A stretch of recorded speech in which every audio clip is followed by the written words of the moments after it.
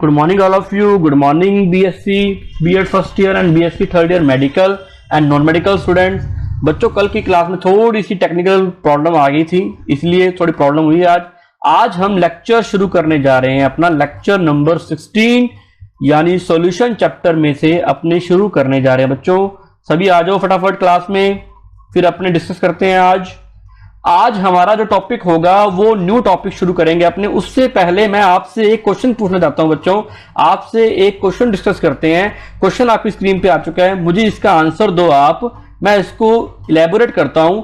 A solution of two liquids boils at a temperature more than the boiling point of either of them, hence the binary solution show negative deviation from route law, positive deviation from route law, no deviation from route law and positive or negative deviation from route law depending upon the composition।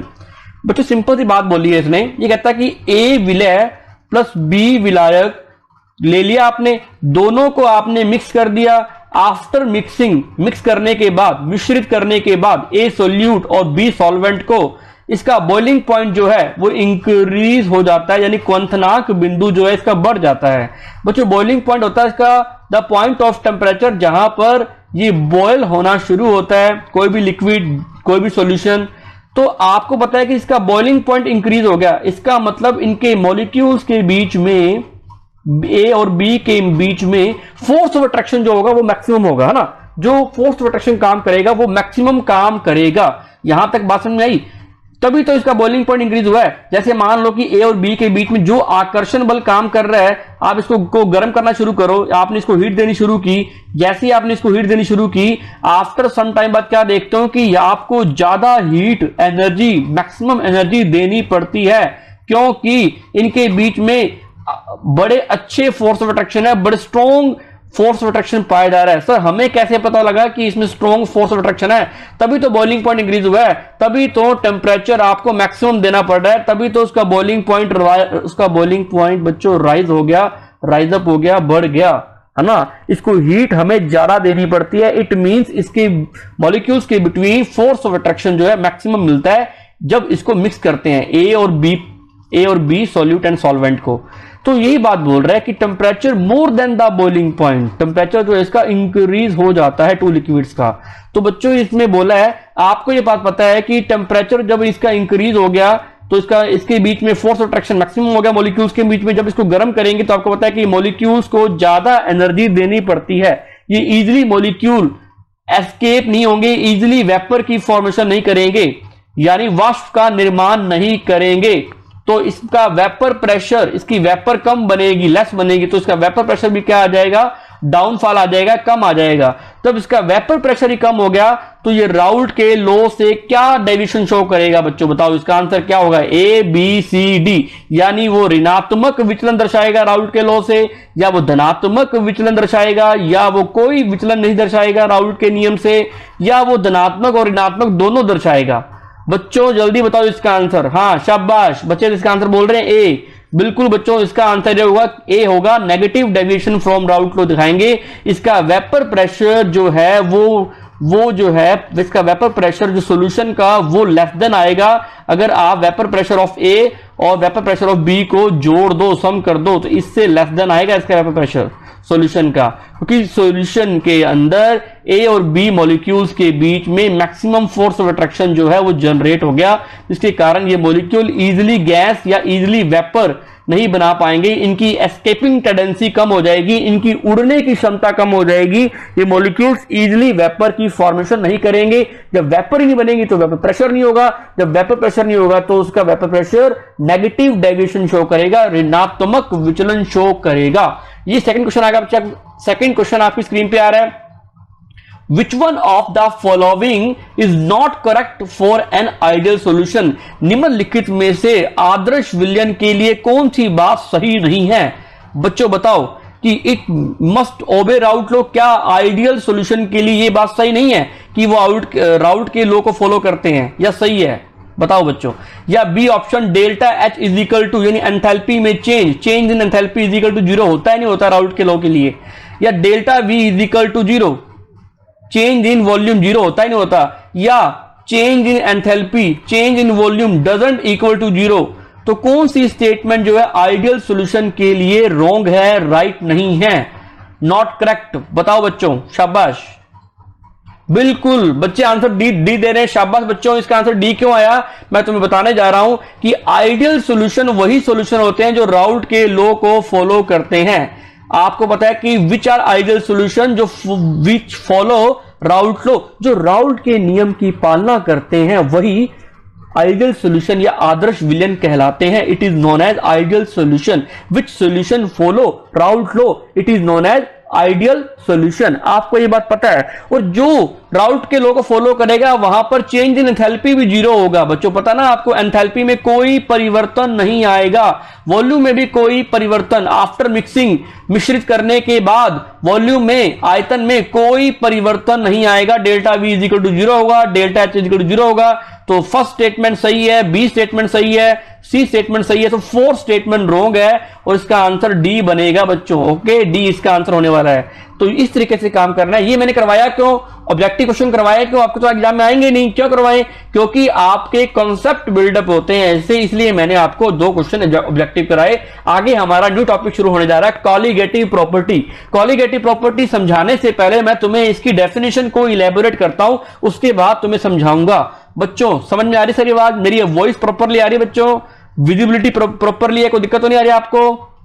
जल्दी comment section में लिखकर बताओ फटाफट, कोई दिक्कत तो नहीं आ रही आपको? चले आगे, चलो। Colligative property, new topic start करने जा रहे हैं। मोस्ट इंपोर्टेंट टॉपिक, एक क्वेश्चन एग्जाम में कंफर्म बनता होता है बच्चों, सिंपल सी बात है। A colligative property is a property of a solution that it depended on the ratio between total number of solute particles in the solution to the total number of solvent particles। ये कहता है colligative property का मतलब पता क्या होता है, इसको हिंदी बोलते हैं अनुसंख्यक गुणधर्म। ये कहता है कॉलीगेटिव जो प्रॉपर्टी होती है किसी भी सॉल्यूशन की, कोई भी सॉल्यूशन है उसकी कोई ना कोई कॉलीगेटिव प्रॉपर्टी होती है। सर ये कॉलीगेटिव प्रॉपर्टी होती क्या चीज है, व्हाट इज कॉलीगेटिव प्रॉपर्टी? बच्चों कॉलीगेटिव का मतलब होता है कि वो किसी न किसी पार्टिकल पर डिपेंड करती है। मतलब क्या है कॉलीगेटिव प्रॉपर्टी से, मतलब ये है कि आप किसी भी सॉल्यूशन के वेपर प्रेशर के बारे में बात कर रहे हो, आप किसी भी सॉल्यूशन के बॉइलिंग पॉइंट के बारे में बात कर रहे हो, आप किसी भी सॉल्यूशन के फ्रीजिंग पॉइंट के बारे में बात कर रहे हो, आप किसी भी सॉल्यूशन के ऑस्मोटिक प्रेशर के बारे में यानी परासरण दाब के बारे में, हिमांक बिंदु के बारे में, क्वंथनांक बिंदु के बारे में, वाष्प दाब के बारे में बात करते हो, इन पर क्या इफेक्ट पड़ता है उसके बारे में कॉलीगेटिव प्रॉपर्टी से हमें पता लगता है। अभी इसको इलैबोरेट करते हैं फिर समझ में आएगा आपको, है ना। तो ratio of total number of solute particle in the solution the total number of solvent particle, मतलब कि ये एक रेशियो है कि कितने मॉलिक्यूल सॉल्वेंट पे सॉल्यूट के मॉलिक्यूल सर्वाइव कर रहे हैं, विलायक पर कितने मॉलिक्यूल्स ऑफ विलय, विलय के कितने अणु पाए जाते हैं, विलय और विलायक के अणुओं का अनुपात, उनका रेशो ही कॉलीगेटिव प्रॉपर्टी कहा जाता है। Colligative property are not dependent on the chemical nature of the solution component. Colligative property कभी भी डिपेंड नहीं करती nature of the chemical nature, किसका, सॉल्यूशन के कंपोनेंट का, ना तो सोल्यूट की ना सॉल्वेंट की, कभी भी उसकी प्रकृति पर निर्भर नहीं करती। Thus the colligative property can be linked to several quantities that express the concentration of a solution।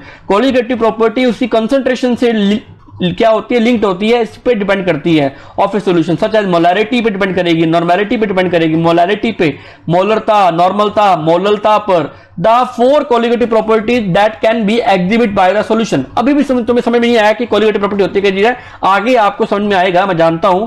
देखो बच्चों 4 प्रकार की होती है colligative property, relative lowering of vapour pressure, boiling point of elevation और फ्रीजिंग पॉइंट डिप्रेशन और osmotic pressure. Relative lowering of vapour pressure को बोलते हैं वाष्प दाब में आपेक्षिक अवनमन, बॉइलिंग पॉइंट इन एलिवेशन बोलते हैं क्वंथनांक बिंदु में उन्नयन, फ्रीजिंग पॉइंट डिप्रेशन मतलब होता है हिमांक बिंदु में अवनमन, परासरण दाब इसको बोलते हैं परासरण दाब बोलते हैं, ओके, परासरण दाब। ये सारी प्रॉपर्टी का मतलब क्या है, कॉलीगेटिव वर्ड का मतलब क्या है, समझते हैं बच्चों। The word colligative has been adopt और taken from the Latin word colligatus which translates to bound together, जो bound together, each bound together, जो किसी को बांधने का, बाउंड करने का काम करती है एक साथ। In the context of definition of solution, colligative property help us understand how property of solution are link to the concentration of solute in the solution. समझे बच्चों बात? ये कहता है कि जितनी भी प्रॉपर्टी है, कोई भी एक लिक्विड है, कोई भी सॉल्यूशन है, उसकी प्रॉपर्टी बहुत टाइप्स की होती है। हमें सिर्फ 4 प्रकार की प्रॉपर्टी को स्टडी करना है। एक तो वेपर प्रेशर की प्रॉपर्टी को स्टडी करना है, एक बॉइलिंग पॉइंट की यानी क्वंथनांक बिंदु, एक ऑस्मोटिक प्रेशर की, और एक फ्रीजिंग पॉइंट यानी हिमांक बिंदु। हिमांक बिंदु वो बिंदु होता है जिस पर कोई भी चीज जमनी शुरू हो जाती है, वो पॉइंट ऑफ टेम्परेचर, तापमान का वह बिंदु जिस पर कोई चीज जमनी शुरू होती है, यानी बर्फ बनना शुरू होती है, सॉलिड फॉर्म में कन्वर्ट होती है वो, है ना। बॉइलिंग पॉइंट वो पॉइंट ऑफ टेम्परेचर जिस पर कोई चीज बॉयल होना शुरू होती है, उसको बोलते हैं अपने बॉइलिंग पॉइंट, ऑस्मोटिक प्रेशर। ये सारी बातें आएंगी। ये चारों प्रॉपर्टी पर ये बाउंड टुगेदर सॉल्यूट के पार्टिकल का क्या फर्क पड़ता है। अगर मैं सॉल्यूट के पार्टिकल को डाल दूं सॉल्वेंट के अंदर और सॉल्यूशन की फॉर्मेशन होती है, सॉल्यूट भी कैसा, नॉन वॉलेटाइल सॉल्यूट को अगर मैं मिक्सअप करता हूं तो क्या इफेक्ट पड़ता है, किस पे, सॉल्यूशन पे, सॉल्यूशन की प्रॉपर्टी पे। वेपर प्रेशर पे क्या फर्क पड़ेगा, बॉइलिंग पॉइंट पे क्या फर्क पड़ेगा, ऑस्मोटिक प्रेशर पे क्या फर्क पड़ेगा, फ्रीजिंग पॉइंट पे क्या फर्क पड़ेगा। उसी को ही बोलते हैं अपने कॉलिगेटिव प्रॉपर्टी। इसी को बोला गया है कि property of the solution are link to the concentration of the solution. समझे बच्चों बात? अब इसकी प्रॉपरली केमिस्ट्री की डेफिनेशन, केमिस्ट्री की लैंग्वेज में इसकी डेफिनेशन पढ़ते हैं। डाइल्यूट सॉल्यूशन, सबसे पहली बात तो कोलिगेटिव प्रॉपर्टी जो है वो यूज होती है किसके लिए, डाइल्यूट सॉल्यूशन के लिए। Dilute solution containing non volatile solute, जब किसी डाइल्यूट सॉल्यूशन के अंदर नॉन वोलेटाइल यानी जिसकी वेपर नहीं बनती, ऐसा solute particle, non volatile solute exhibit some properties which depend only on the number of solute particles present and not on the types of solute present. मतलब ये कहता है कि जो सिर्फ और सिर्फ exhibit some property which depend only the number of solute particles, जो सॉल्यूट के पार्टिकल्स हैं विलय के कणों पर निर्भर करती है, जो वहां उपस्थित होते हैं, प्रेजेंट होते हैं, उसकी नेचर पे, उसका प्रेजेंट टाइप ऑफ सॉल्यूट पे डिपेंड नहीं करती। वो किस टाइप का सॉल्यूट है, सिर्फ और सिर्फ पार्टिकल्स पे डिपेंड करती है सॉल्यूट के प्रॉपर्टी की। सॉल्यूट का पार्टिकल्स पे क्या फर्क पड़ेगा। This property are called colligative property. Colligative word का मतलब क्या है बच्चों, अनुसंख्यक गुणधर्म। अनुसंख्यक मतलब मॉलिक्यूलर, मतलब कितने मॉलिक्यूल सॉल्यूट के मिले, इसके कारण इसकी कोलिगेटिव वर्ड बना, कोलिगेटिव प्रॉपर्टी। मतलब इसकी प्रॉपर्टी पर फर्क पड़ा। इसकी प्रॉपर्टी क्या क्या है, vapour pressure, boiling point, freezing point, osmotic pressure. Colligative का मतलब मॉलिक्यूल्स, इतने सॉल्यूट के मॉलिक्यूल्स मैंने मिला दिए, उसकी प्रॉपर्टी पे फर्क पड़ गया, वो टॉपिक का नाम दे दिया कोलिगेटिव प्रॉपर्टी। समझे बच्चों बात? This properties are mostly seen in the dilute solution. ये हमें डाइल्यूट सॉल्यूशन में देखने को मिलती है। हिंदी में इसकी परिभाषा पढ़ते हैं, गैर वाष्पशील विलय युक्त तनु विलयन कुछ गुणों को प्रदर्शित करता है। हाँ मानता हूं, कुछ गुणों को प्रदर्शित करता है। वाष्प दाब उसका कुछ नहीं होता है, उसका क्वंथनांक बिंदु भी होता है, उसका हिमांक बिंदु भी होता है, उसका परासरण दाब भी होता है, जो केवल मौजूद विलय के कणों की संख्या पर निर्भर करते हैं, ना कि विलय के प्रकार पर। इन गुणों को अनुसंख्यक गुणधर्म कहा जाता है। इस गुण को अधिकतर तनु विलयों में देखे जाते हैं। मतलब ये सॉल्यूट जो है ना, ये जो विलय है, इसके पार्टिकल्स पे प्रॉपर्टी डिपेंड करती है। इसके कारण प्रॉपर्टी पे क्या फर्क पड़ता है, इसकी स्टडी जहां करते हैं उसको बोलते हैं कोलिगेटिव प्रॉपर्टी, अनुसंख्यक गुणधर्म। दोबारा इसको एक डेफिनेशन और बढ़ते हैं, विलयन के ऐसे गुण जो विलयन के इकाई आयतन में घुले हुए विलय के कणों की संख्या या विलय के मोलों की संख्या पर निर्भर करते हैं। अभी बच्चों मैं आपको डेरिवेशन करके, डायग्राम बना करके इसको समझाऊंगा। पहले इसकी डेफिनेशन बढ़ते जाते हैं, जो हमने नोट्स बनाने वाला काम करना है। ओके, विलय के ऐसे गुण जो विलय की इकाई आयतन में घुले हुए विलय के कणों की संख्या, विलय के मोलों की संख्या या कणों की संख्या पर निर्भर करते हैं, विलय के अनुसंख्यक गुणधर्म कहलाते हैं। वाष्प दाब में आपेक्षिक अवनमन, पहला करैक्टर की वाष्प दाब में आपेक्षिक अवनमन की स्टडी करते हैं, वो कोलिगेटिव प्रॉपर्टी का एग्जांपल है। Relative lowering in vapour pressure, क्वंथनांक उन्नयन, एलिवेशन इन बॉइलिंग पॉइंट, हिमांक का अवनमन, डिप्रेशन इन फ्रीजिंग पॉइंट, परासरण दाब, ऑस्मोटिक प्रेशर, ये सारी प्रॉपर्टी हम स्टडी करते होते हैं। एक डेफिनेशन और पढ़ते हैं बच्चों हिंदी में। अनुसंख्यक जो गुणधर्म होते हैं, बच्चों तुम्हें कोई दिक्कत तो नहीं आ रही, प्रॉपर्ली समझ में आ रहा है ना सारी बात मेरी, जो मैं तुम्हें बोल रहा हूं? चलो चलते हैं। अनुसंख्यक गुणधर्म, अनुसंख्यक गुणधर्म किसी विलयन का वह गुण जो उसमें उपस्थित विलय के, बच्चों अनुसंख्यक गुणधर्म का मतलब है कि उसकी प्रॉपर्टी पर अणुओं का क्या फर्क पड़ रहा है, अनुसंख्यक गुणधर्म कहा गया। अणुओं के कारण उसके गुणों पर फर्क पड़ने, गुण कौन से, उसका वाष्प दाब, क्वथनांक बिंदु, हिमांक बिंदु, प्रसरण दाब, अणुओं के कारण, अणुओं की संख्या के कारण उसके गुणों पर फर्क पड़े, उसको अनुसंख्यक गुणधर्म कहते हैं। जो कि अणुओं की संख्या, पार्टिकल्स की संख्या, molecules, number of molecules, number of ions, आयनों की संख्या की मात्रा या संख्या पर डिपेंड करते हैं, अनुसंख्यक गुणधर्म कहलाते हैं। अर्थात वे गुण होते हैं जो विलयन के विलय पदार्थ के अणुओं की सांद्रता पर निर्भर करते हैं। ठीक है, सिर्फ विलय पदार्थ की अणुओं की सांद्रता पर निर्भर करते हैं। ये 4 प्रकार के होते हैं जो मैं इलैबोरेट कर चुका हूं। अब मैं तुम्हें इसको समझाने जा रहा हूं बच्चों, साथ साथ इसका स्क्रीनशॉट भी लेते रहो प्रॉपरली। कोई दिक्कत आए तो मुझे बताना बच्चों को लेने में, ठीक है, स्क्रीनशॉट लेते जाओ, फटाफट स्क्रीनशॉट ले लो इसका। चलो, अब इसकी 4 प्रकार की कोलिगेटिव प्रॉपर्टी होती है। मैं आपको फर्स्ट कोलिगेटिव प्रॉपर्टी करवाने जा रहा हूं। आपको कोलिगेटिव प्रॉपर्टी की अनुसंख्यक गुणधर्म की परिभाषा मैंने करवा दी, कितने टाइप्स की होती है भी करवा दिया, मैंने प्रॉपरली आपको समझा दिया। अब इसकी पहली प्रॉपर्टी अपने स्टडी करने जा रहे हैं कि कैसे इसको स्टडी करें, हाउ टू स्टडी, है ना। सबसे पहले कोलिगेटिव प्रॉपर्टी स्टडी करने जा रहे हैं वाष्प दाब में आपेक्षिक अवनमन। बच्चों आपको विजिबल नहीं हो रहा होगा रेड कलर, मैं इसको थोड़ा येलो कलर में कन्वर्ट कर देता ताकि आपको अच्छे तरीके से विजिबल हो, कोई प्रॉब्लम ना आए। बच्चों आवाज आ रही है प्रॉपरली मेरी? एक बच्चों एक काम और करो, सारे जने लगभग क्लास लगाया करो, कोई दिक्कत ना आए आपको। ओके, अब मैं इसको एक्सप्लेन करने जा रहा हूं। हमारी फर्स्ट प्रॉपर्टी जो है relative lowering in vapour pressure. अब मैं तुम्हें इसको डेरिवेशन भी करवाऊंगा, प्रॉपरली इसको प्रूफ भी करूंगा और एक डायग्राम भी बनाऊंगा। जैसे जैसे मैं काम करवा रहा हूं वैसे वैसे आप नोट्स बनाते जाओ प्रॉपरली और काम करते जाओ। वाष्प दाब में आपेक्षिक अवनमन, वाष्प दाब में आपेक्षिक अवनमन, आपेक्षिक अवनमन, अवनमन। चलो बच्चों, सबसे पहले हम प्रॉपरली समझते हैं। मैंने क्या लिया, सोल्यूट ले रहा हूं। आपको पता है कि इसमें सोल्यूट जो लेना है वो कैसा होगा, नॉन वोलेटाइल लिया हमने, नॉन वोलेटाइल। ये प्रॉपर्टी है ही नॉन वोलेटाइल के लिए। और दूसरी चीज सॉल्वेंट कैसा ले लिया हमने, वो तो हमेशा वोलेटाइल ही होता है, वोलेटाइल नेचर का। मतलब ये तो है अवाष्पशील, ये है वाष्पशील, इसको लिख लो। अब मैंने क्या किया, डायग्राम बना रहा हूं बच्चों मैं। ओके, इसके अंदर वाटर के मॉलिक्यूल्स हैं बहुत सारे, पानी के अणु हैं बहुत सारे, है ना। आप भी ड्रॉ कर लो इसको, साथ साथ ड्रॉ करते जाओ बच्चों। और इसके अंदर भी वाटर के मॉलिक्यूल्स हैं। वाटर एज ए सॉल्वेंट लिया मैंने, वाटर क्या लिया मैंने, एज ए सॉल्वेंट लिया है। अब हुआ क्या, आपको पता है कि ये तो मैंने लिया सोल्यूट, सॉरी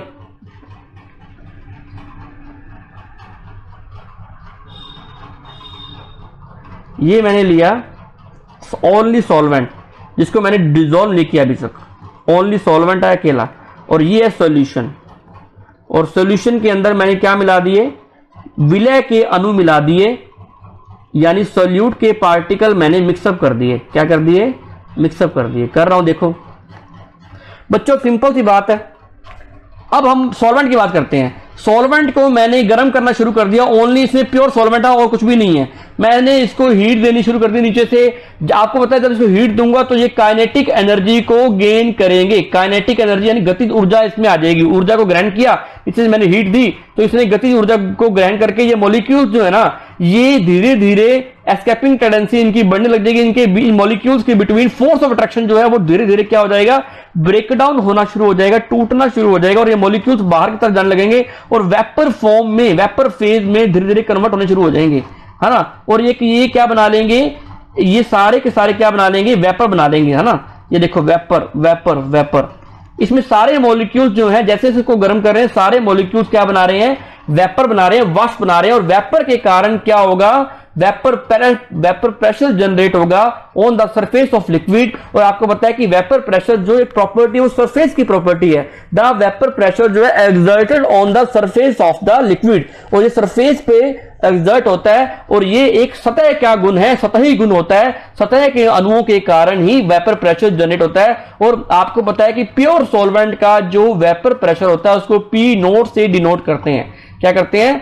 पी नोट से डिनोट करते हैं, पी नोट। तो प्योर फॉर्म में इसका वेपर प्रेशर क्या हो? P note. अब जैसे ही मैंने इसके अंदर सोल्यूट के पार्टिकल मिक्सअप कर दिए, सोल्यूट के पार्टिकल मिक्सअप करने के कारण जो कि नॉन वॉलेटाइल नेचर का है, जैसे दोनों को मैंने डिसॉल्व करना शुरू किया, मान लो मैंने पानी के अंदर नमक मिला दिया, तो मिलाने के कारण क्या होगा, ये जो मॉलिक्यूल्स हैं इसके साथ मिक्सअप हो जाएंगे। और आपको पता है कि ये मॉलिक्यूल्स नॉन वॉलेटाइल है, इनकी वाष्प बनती नहीं, इनकी वेपर बनती नहीं है। तो यहां मॉलिक्यूल कितने हैं जो वेपर बना रहे हैं? 1 2 3 4, है ना? ये 4 मॉलिक्यूल्स हैं जो वेपर की फॉर्मेशन कर रहे हैं, 1 2 3 4। और यहां पर 4 मॉलिक्यूल्स हैं जो वेपर नहीं बना रहे। पहले कितने मॉलिक्यूल्स हैं यहां पर? 1 2 3 4 5 6 7 8, अप्रोक्सीमेटली 8 मॉलिक्यूल। और 8 के 8 मॉलिक्यूल क्या बना रहे हैं? वेपर बना रहे हैं। मतलब वेपर बनाने वाले मॉलिक्यूल्स में कमी आई है सॉल्यूशन में। मतलब ये कमी आई क्यों है? What is responsible? रिस्पॉन्सिबल कौन है? उत्तरदायी कौन है इसके लिए? ये भाई साहब सोल्यूट उत्तरदायी है, सोल्यूट रिस्पॉन्सिबल है। इस सोल्यूट के कारण इसके वेपर प्रेशर में, आपको पता है इसकी वेपर जब कम बन रही है तो इसका वेपर प्रेशर क्या होगा? कंपैरेटिवली लो होगा। तो वेपर प्रेशर लिख लो बच्चों, P naught is greater than to P F, यानी पी एफ की वैल्यू लेस देन होगी पी नोट से। ये इसको नोट कर लो स्टेटमेंट को। ये सारी बातें आपने एग्जाम में समझा करके लिख करके आनी है, जैसे ऐसे मैं समझा रहा हूं। ये relative lowering in vapour pressure कर रहे हैं, डेफिनेशन नहीं पढ़ी हमने अभी, हमने निकाल रहे हैं। तो ये जो कमी आई है, ये कमी कैसे निकालूंगा आपको मैं? आपको पता है कि प्योर फॉर्म में जो इसका वेपर प्रेशर था, प्योर फॉर्म में इसका वेपर प्रेशर है पी नोट, और इसमें से मैं माइनस करूंगा सॉल्यूशन वाला वेपर प्रेशर। तो आपको क्या आ जाएगी? कमी आ जाएगी, जिसको बोला जाएगा लॉवरिंग इन वेपर प्रेशर। क्या बोलेंगे?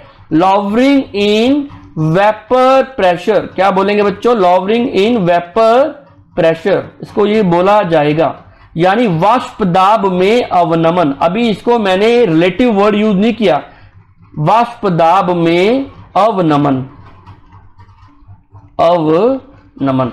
बच्चों मैं सिंपल सी बात पूछता हूं कि आपको ये पता है कि मान लो कि एक साइड से बात करते हैं, 100 इसका प्योर फॉर्म में वेपर प्रेशर है, और जैसे ही मैंने मॉलिक्यूल्स मिलाए तो इसका 50 रह गया।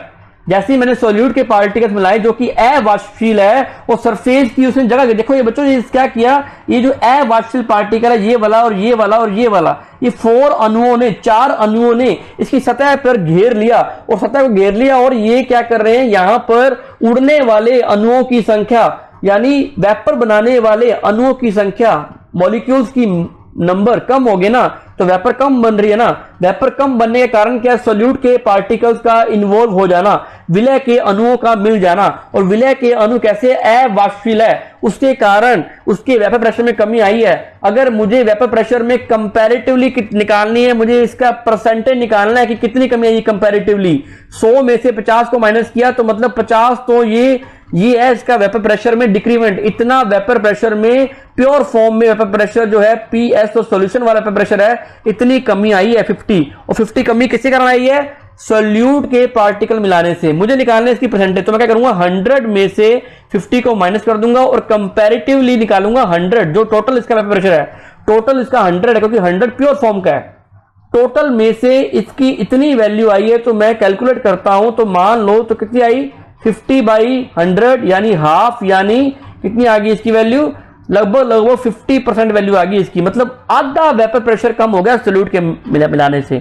मतलब मुझे रिलेटिव निकालनी है, तो मैं टोटल जो उसका प्योर फॉर्म में जो वेपर प्रेशर है उससे कंपैरिजन करके निकालूंगा। इसीलिए मैं क्या करूंगा, P note minus P S upon P note कर दूंगा। अगर पी नोट कर दूंगा ना, तो इसका प्योर फॉर्म में जो इसका वेपर प्रेशर है वो आ जाएगा। प्योर फॉर्म में वेपर प्रेशर के कंपैरेटिवली इसकी lowering in vapour pressure calculate आ जाएगा। वाष्प दाब में अवनमन शुद्ध अवस्था से तुलना करते हुए हम निकाल सकते हैं। अब इसको बोलेंगे relative lowering in vapour pressure. बच्चों बात समझेगा मेरी?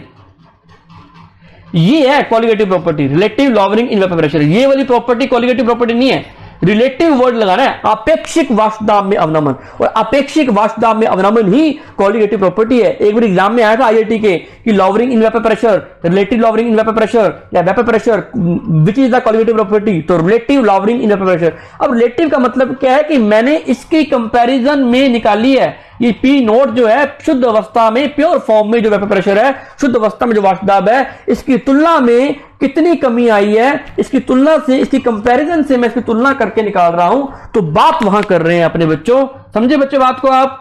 तो इसको बोलते हैं अपने, इसको नोट कर लो, इसको बॉक्स में बंद कर लो, ये हमारा relative lowering in vapour pressure है। अब इसका एक फॉर्मूला ड्राइव करेंगे, इसको हाउ टू कैलकुलेट, कि हम इसको कैसे कैलकुलेट करें relative lowering in vapour pressure को, उसका फॉर्मूला मैं लिखने जा रहा हूं बच्चों। Okay, according to Raoult law we know that, according to Raoult law, ये बात सारी बातें हमें राउट भाई साहब ने बताई थी, राउट हमारा पीछा कभी नहीं छोड़ेगा। According to Raoult law P naught minus P S of solution P naught, ये है, इसको बोलते हैं relative lowering in vapour pressure. क्या बोलते हैं? Relative lowering in vapour pressure, वाष्प दाब में अपेक्षिक अवनमन। मुझे आप बच्चे एक बात पूछता हूं आपसे मैं, कि मुझे ये बात बताओ कि ये जो कमी आई है, ये जो अपेक्षिक अवनमन आया है, अपेक्षिक कमी आई, जो रिलेटिव लॉवरिंग आई है वेपर प्रेशर में, ये किसके कारण आई है? Which is responsible? बताओ, पीछे जाओ डायग्राम में, कौन रिस्पॉन्सिबल? सर ये सॉल्यूट के पार्टिकल्स, सॉल्यूट की कंसंट्रेशन, सॉल्यूट के कंसंट्रेशन ही रिस्पॉन्सिबल है। और आपको पता है कि मुझे सॉल्यूट की कंसंट्रेशन निकालने के लिए क्या निकाला गया है? अगर मुझे नंबर ऑफ मोल्स कैलकुलेट करने हैं तो आपको एक तरीका बताया गया है कि total mole fraction of solute plus mole fraction of solvent, अगर मैं इसको टोटल कर दूं इसका आंसर आएगा 1। तो मुझे इसकी वैल्यू निकालनी है कि मोल्स ऑफ सॉल्यूट, यानी सॉल्यूट के पार्टिकल्स पे डिपेंड करता है, यानी मोल भिन्न के क्या होता है, ये समानुपाती होता है। जो इसमें कमी आती है ना बच्चों, ये कमी जो आती है वो कमी आती है किसके, किसकी कमी होती है? ए विलय के मोल भिन्न के बराबर कमी होती है। ये जो डिक्रीमेंट आता है, ये जो अपेक्षिक अवनमन आया है, ये मोल भिन्न के, किसकी मोल भिन्न? ए के मोल भिन्न, यानी ए के अणुओं की संख्या, ए की अणुओं की संख्या यानी ए के मोल भिन्न के बराबर होता है। क्योंकि कमी आई किसके कारण है? कमी आई किसके कारण है बच्चों? से कारण आई है। इसीलिए तो राउट ने एक न्यू स्टेटमेंट भी दी थी, मैंने पहले करवाई हुई आपको, कि वाष्प दाब में अपेक्षिक अवनमन जो होता है वो सॉल्यूट के पार्टिकल्स के डायरेक्टली प्रोपोर्शनल होता है। जितने ज्यादा सॉल्यूट मिलाते जाओगे उतना ज्यादा इसमें अवनमन होता जाएगा, उतना ज्यादा relative lowering in vapour pressure बढ़ता जाएगा, लॉवरिंग उतनी ज्यादा इंक्रीज होती जाएगी बच्चों, समझे बात को? तो ये रिस्पॉन्सिबल है, क्योंकि ये सॉल्यूट के पार्टिकल कैसे नॉन वॉलेटाइल हैं, और ये वॉलेटाइल जो उसके बीच में आ जाते हैं, और ये खुद तो वेपर बनाते नहीं है, खुद तो ये वाष्प का निर्माण करते नहीं है, लेकिन इससे क्या होता है कि सरफेस के मॉलिक्यूल्स में वेपर बनाने वाले मॉलिक्यूल्स की कमी हो जाती है। यहां पर देखो, एक मॉलिक्यूल, दो मॉलिक्यूल, 3, 4, सिर्फ 4 मॉलिक्यूल बचे हैं। यहां पर 8 के 8 मॉलिक्यूल्स वेपर की फॉर्मेशन कर रहे थे, बीच में ऐसा एक भी मॉलिक्यूल नहीं आया जो वेपर नहीं बनाता। इसमें 4 मॉलिक्यूल ऐसे आगे जो वेपर नहीं बनाते हैं, जो कि नॉन वॉलेटाइल है, जो कि अवाष्पशील हैं बच्चों, समझे ना बात को आप? तो ये एक एक चीज समझाता जा रहा हूं आपको मैं। तो ये डिपेंड किस पे करता है? ये इसकी mole fraction of solute particles, mole भिन्न किसकी? विलय के मोल भिन्न के इक्वल होता है वाष्प दाब में अपेक्षिक अवनमन। बच्चे समझे बात को? इसको नोट कर लो। चलो आगे, आपसे एक क्वेश्चन पूछता हूं मैं कि अपने को जब कैलकुलेट करते हैं किसकी? मोल भिन्न को, तो इसको कैसे कैलकुलेट करते हैं?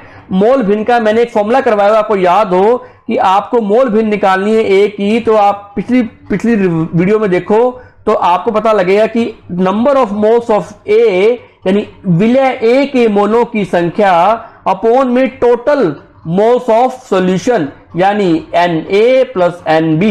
Nb क्या है? Nb का मतलब विलायक के मोलों की संख्या, Na विलय के मोलों की संख्या। आपको ये बात पता है कि Na यानी सॉल्यूट के मोल्स की संख्या very less then of Nb यानी बी के मोलों की संख्या से ए की मोलों की संख्या बहुत कम होती है। Number of moles of a solute is very less than number of moles of solvent of B molecules moles. समझाइए बच्चों बात। तो इसका मतलब मैं ये बात बोल सकता हूं ना कि N A plus N B is equal to N A plus N B is equal to N B. मैं ये बात बोल सकता हूं ना, क्योंकि एन ए की वैल्यू वेरी लो है, बहुत कम है। तो अब मुझे एक बात समझ में आ गई बच्चों। एक बात तुमसे और पूछता हूं कि मुझे एन बी की वैल्यू निकालनी है, मुझे नंबर ऑफ मोल्स निकालने हैं, तो मैं कैसे निकालूंगा? एक फॉर्मूला और होता है इसका, एन बी की वैल्यू निकालनी है, एन बी यानी मुझे एन ए की वैल्यू निकालनी, सॉरी एन ए का मतलब क्या है? Number of moles of solute. मुझे इसकी वैल्यू निकालनी है, तो मैं कैसे निकालूंगा? जल्दी बताओ फटाफट बच्चों। एक फॉर्मूला कराया मैंने आपको, जल्दी बताओ कमेंट सेक्शन में। मुझे नंबर ऑफ मोल्स ऑफ ए निकालने, क्योंकि सारा खेल ही इसके कारण हो रहा है, सारा खेल ही किसके कारण हो रहा है? Number of moles of a solute, विलय के मोलों की संख्या के कारण सारी गड़बड़ हो रही है। तो बताओ बच्चों इसका फॉर्मूला क्या होगा? आपको नंबर ऑफ मोल्स ए निकालने हैं। सिंपल से एक आपको मैं क्वेश्चन देता हूं कि आपको ये बोला जाता है कि ना 46 ग्राम सोडियम में कितने नंबर ऑफ मोल्स होंगे, निकालो। तो आप कैसे निकालते हो? सर टोटल ग्राम कितना है, टोटल वेट कितना है? टोटल वेट है 46 ग्राम। और आपको बताया कि एक सोडियम का वेट कितना होता है? सोडियम का वेट होता है बच्चों, सोडियम का मॉलिक्यूलर वेट कितना होता है? सोडियम का मॉलिक्यूलर 23 से 46 को करूंगा डिवाइड, तो आंसर क्या आया? 2। इसका मतलब 2 मोल। जब हमें नंबर ऑफ मोल्स निकालने हो तो ऊपर क्या रखते हैं? ऊपर रखते हैं wait of solute upon molecular weight of a solute. विलय का भार बटा में विलय का अनुभार, विलय का भार बटा में विलय का अनुभार। अगर मुझे इसी तरीके से number of moles of B निकालने हैं, बी विलायक के मोलों की संख्या निकालनी है, तो मैं कैसे निकालूंगा? बी विलायक का भार और बटा में बी विलायक का अनुभार, यानी weight of solvent of B and molecular weight of solvent of B से डिवाइड करेंगे। मैंने अब Na की वैल्यू निकाल ली, Nb की वैल्यू निकाल ली, इसको मैं पुटअप करूंगा किसके अंदर? आपको ये बात समझ में आ गई है कि मैंने क्या बोला है? P naught minus P S upon P naught. वाष्प दाब में आपेक्षिक अवनमन जो होता है, relative lowering in vapour pressure is equal to होता है मोल फ्रैक्शन ऑफ ए, यानी सॉल्यूट के पार्टिकल्स की मोल भिन्न के बराबर होता है। और एक्स ए की वैल्यू क्या निकाली है मैंने? एन ए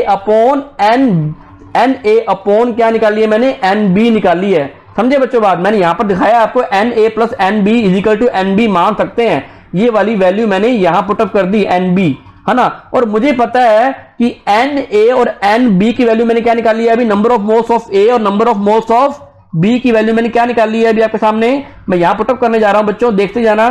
क्या निकाली है मैंने? एन ए की वैल्यू क्या है? डब्ल्यू ए, यानी weight of solute of A upon molecular weight of solute A upon में weight of solvent of B, यानी बी विलायक का भार अपॉन में विलायक का अनुभार। अब इससे डिवाइड करेंगे तो ये पलटा खा देगा, पलटा खा करके क्या आ जाएगा बच्चों? क्या आ जाएगा? W B weight of solvent of B. रुको एक मिनट रुको बच्चों, इसको पलटा खा लें तो क्या आएगा? डब्ल्यू ए अपॉन में क्या आ जाएगा बच्चों? कैलकुलेट करो इसको, देखो करके क्या आएगा, जल्दी देखो फटाफट। डब्ल्यू ए अपॉन में आ जाएगा एम ए, और ये ऊपर चला जाएगा एम बी, ये ऊपर चला जाएगा पलटा खा करके एम बी अपॉन में क्या आ जाएगा? अपॉन में आ जाएगा डब्ल्यू बी। तो ये weight of solute of A, molecular weight of B solvent and molecular weight of A and weight of B, है ना। बी का भार, ये ए का अनुभार, ये ए का भार और ये बी का अनुभार। इस तरीके से पलटा खिलाया तो ये ओवरऑल इक्वेशन आ गया अब निकल के। अब हमारा फाइनलाइज फॉर्मूला क्या निकल के आया बच्चों? हमारा फाइनलाइज फॉर्मूला निकल के ये आया कि अगर इसको हम लिखें तो कैसे लिखेंगे? तो P naught minus P S upon P naught is equal to X A is equal to W A dot WA dot लिखता हूं, 2 मिनट रुको बच्चों, WAMB अपॉन में MA डॉट WB। ठीक है, ये वाली बात निकल के आ गई और इसको एक फाइनलाइज फॉर्मूले में इसको बॉक्स में बंद कर दो। ये हमारा फाइनलाइज फॉर्मूला आ गया कि अगर हमें relative lowering in vapour pressure calculate करना हो तो इस मॉलिक्यूलर वेट दिया हो और हमें और वेट दिया हो, मॉलिक्यूलर वेट हमें पता होता है, हमें सिर्फ वेट का पता होना चाहिए, भार हमें दिया होना चाहिए, तो हम उसकी relative lowering in vapour pressure calculate कर सकते हैं। मान लो ये बोल दो कि 10 ग्राम सोल्यूट मिलाया, तो 10 ग्राम सोल्यूट कौन सा मिलाया, मान लो 10 ग्राम सोल्यूट मिला दिया, मान लो उसमें मिला दिया NH मिला दिया, कोई भी मिला दिया, मतलब NaCl मिला दिया 10 ग्राम, तो आपको NaCl का क्या निकालना आता है, आपको उसका मॉलिक्यूलर वेट कैलकुलेट करना आता है, आपको ये दिया हुआ है, इसका भार दिया हुआ है, वेट दिया हुआ है ना, वेट ऑफ सोल्यूट दिया हुआ है आपको, है ना, और आपको इसका मॉलिक्यूलर वेट आता है, और जो सॉल्वेंट होगा उसका भी मॉलिक्यूलर वेट आपको पता होगा और उसका वेट भी दिया होगा, तो आप relative lowering in vapour pressure इस फॉर्मूले से आप कैलकुलेट कर सकते हो बच्चों। ये मैंने पूरा करवा दिया, ये आपका relative lowering in vapour pressure complete हुआ बच्चों। ये वाली चीज मैंने एग्जांपल देकर समझाई थी, इसको नोट मत करना, बाकी सारी चीजें नोट कर लो बच्चों। ये हमारा relative lowering in vapour pressure complete हुआ। मतलब कहने का मतलब ये है कि लॉवरिंग इन वेपर प्रेशर में जो लॉवरिंग आई है उसका मेन रीजन क्या है बच्चों, moles of solute, number of moles of solute, विलय के मोलों की संख्या, विलय के कणों की संख्या, विलय के आयनों की संख्या, जो विलय आपने उसके अंदर मिलाया है जो कि अवाष्पशील है, जो कि नॉन वोलेटाइल है, सारी कहानी उसके कारण हुई है बच्चों। मेन जो रोल है ना वो उसके कारण ही हुआ है। समझे बच्चों बात को समझे ना, समझ में आई? कोई डाउट हो? ये हमने डेरिवेशन करवा दिया आपको, मैंने डायग्राम भी करवा दिया, यही आपने लिख के आना है। अगर relative lowering in vapour pressure आ गया, कोई न्यूमेरिकल आ गया, तो आपने इसी तरीके से relative lowering in vapour pressure colligative property को डिफाइन करना है। और ये सारा चीज हुई किसके कारण है? सॉल्यूट के पार्टिकल के कारण हुई है, विलय के कणों के कारण हुई, क्योंकि विलय के कण मिलाते ही वाष्प दाब में अवनमन आया था, वाष्प दाब में कमी आई थी, डिक्रीमेंट आया था ऑफ वेपर प्रेशर में। अब इसकी डेफिनेशन पढ़ते हैं। जब किसी शुद्ध विलायक में कोई अवाष्पशील पदार्थ घोल दिया जाता है तो इसके वाष्प दाब में कमी आ जाती है। बिल्कुल हमने एक्सपेरिमेंटली चेक किया है, आती है कमी। अर्थात शुद्ध अवस्था में विलायक का वाष्प दाब अधिक होता है और जब इसमें कोई अवाष्पशील पदार्थ मिला दिया जाता है तो इसके वाष्प दाब में कमी आ जाती है, और किसी विलयन में वाष्प दाब में आई इस कमी या अवनमन का मान विलय के पदार्थ के कणों की संख्या या सांद्रता पर निर्भर करता है। इसे ही वाष्प दाब का अपेक्षिक अवनमन कहते हैं। समझे बच्चों बात को? यही जो अवाष्पशील पदार्थ है यही रिस्पॉन्सिबल है वाष्प दाब में जो कमी आई है, डिक्रीमेंट आया, और ये करता है विलय के पदार्थ के कणों की संख्या की सांद्रता पर निर्भर करता है, उसके नेचर पे, उसका व्यवहार पे निर्भर नहीं करता। अगर इसको अपने इंग्लिश में इलेबोरेट करें डेफिनेशन को बच्चों, मैंने प्रॉपरली आपको कोशिश की है कि हिंदी मीडियम के नोट्स आपको, इंग्लिश मीडियम के नोट्स आपको प्रोवाइड करवाए जाएं। अभी मैं आपको इसको डिक्टेट करता हूं, फटाफट करता हूं, 1 मिनट रुको बच्चों, जल्दी जल्दी इसको नोट करते जाओ साथ साथ। Vapour pressure is the pressure exerted by the vapours over the liquid under the equilibrium. बिल्कुल, vapour pressure is the pressure exerted by the vapour. Vapour के कारण जो प्रेशर जनरेट होता है, एक्सर्ट होता है, उसको क्या बोलते हैं? Over the liquid surface under the equilibrium conditions at a given temperature. Now let us take an example of a pure liquid. आप एक प्योर लिक्विड लेते हो, प्योर सॉल्वेंट लेते हो, the surface of liquid is occupied by the molecules of liquid. जो आपने pure solvent लिया है उसी के मॉलिक्यूल्स ऑक्यूपाइड कर रहे हैं उसकी सरफेस को। Suppose a non volatile solute is now added to this pure liquid. जैसे ही आपने सपोज माना कि आपने क्या किया, सोल्यूट के पार्टिकल्स को प्योर लिक्विड में अंदर मिला दिया। कैसे? Non volatile. Since the solute molecules are non-volatile, the vapor above the solution consists of only solvent या pure liquid molecules। जो वेपर बनेगी ना वो सिर्फ और सिर्फ वोलेटाइल या प्योर लिक्विड के कारण ही बनेगी, नॉन वोलेटाइल मॉलिक्यूल्स के कारण नहीं बनेगी बच्चों। After adding of the solute vapour pressure of the solution is found to be lower than that of the pure liquid. जो हमने प्योर लिक्विड लिया है उसके अंदर जैसे ही मैंने सोल्यूट के पार्टिकल मिला दिए, प्योर फॉर्म में जो आ रहा था वेपर प्रेशर, उससे ये डाउनफॉल आएगा, इसका वेपर प्रेशर डाउन आएगा, डाउन। P नॉट से PS का वेपर प्रेशर कम आएगा। ये मैं समझा चुका हूं क्यों कम आएगा। कोई सोल्यूट के पार्टिकल मिला दिए, सरफेस को, सतह को सोल्यूट ने घेर लिया, अगर आपको समझ ना हो तो ये देखो मैंने समझाया वो, ये देखो यहां पर ये सोल्यूट के पार्टिकल मिल गए और इसके कारण मिलने के कारण क्या हुआ, वेपर कम बन रही है, comparatively solvent, comparatively pure liquid. समझे बच्चों बात को। The lowering in vapour pressure is the due to the fact of that after the solute was added to the pure liquid, जैसे हमने सोल्यूट को मिलाते हैं प्योर लिक्विड या सॉल्वेंट के अंदर, the liquid surface now had molecule of both, उस पे दोनों मॉलिक्यूल आ जाते हैं, एक तो नॉन वोलेटाइल सोल्यूट के, एक प्योर लिक्विड ऑफ सॉल्वेंट के, दोनों के दोनों मॉलिक्यूल आ जाते हैं, the pure liquid and the solute. The number of solvent molecule escaping into vapour phase gets reduce, molecules की संख्या कम हो जाती है, नंबर ऑफ मॉलिक्यूल रिड्यूस हो जाते हैं जो वेपर बना सकते हैं, सॉल्वेंट के मॉलिक्यूल में कमी आ जाती है। क्यों? क्योंकि वहां पर सोल्यूट के मॉलिक्यूल आ जाते हैं। As the result pressure exerted by the vapour phase is also reduce, उसमें भी डिक्रीमेंट आता है। This is known as relative lowering of vapour pressure. This decrease in vapor pressure it depend on the amount of non-volatile solute and added in the solution irrespectively the nature and hence it is one of the colligative property। इसी को colligative property बोलते हैं।